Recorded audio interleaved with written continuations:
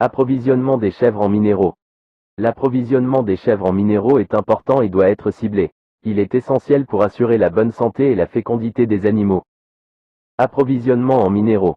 Chétivité, pelage hirsute, mauvaise fécondité, formation de lunettes ou de croûtes dans la zone du pâturon. Les carences en minéraux, oligoéléments ou vitamines se présentent sous diverses formes chez la chèvre. Alors que les femelles ne présentent parfois encore aucun symptôme, il n'est pas rare que les jeunes naissent sous-alimentés et se développent mal. Les besoins varient en fonction du stade de lactation. L'analyse des fourrages grossiers permet d'identifier les carences du fourrage de base et les compenser de manière ciblée. Calcium et phosphore. Les chèvres en gestation ont un besoin élevé en calcium car le fœtus a besoin de cet élément pour la formation des os. C'est pourquoi les besoins en calcium augmentent considérablement au cours du dernier mois de gestation. Chez les chèvres, le rachitisme est parfois aussi lié à une carence en calcium ou en phosphore.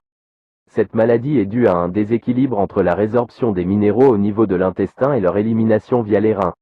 En outre, plus la production de lait des chèvres est élevée, plus les besoins en calcium et en phosphore sont importants, car le lait en élimine également une grande partie. Magnésium. Au printemps et en fin d'automne, l'approvisionnement en magnésium est très important.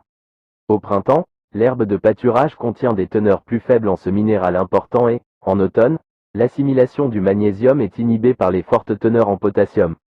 Outre la tétanie d'herbage, une carence en magnésium peut également entraîner des troubles de la fertilité. Zinc.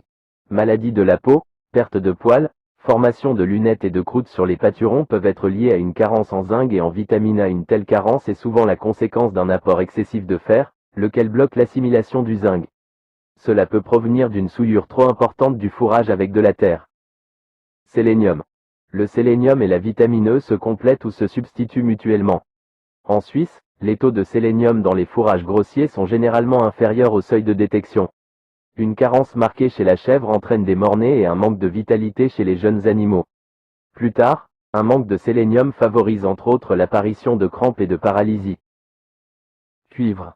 Les chèvres ont besoin de cuivre, raison pour laquelle les minéraux pour moutons sans cuivre ne leur sont pas recommandés.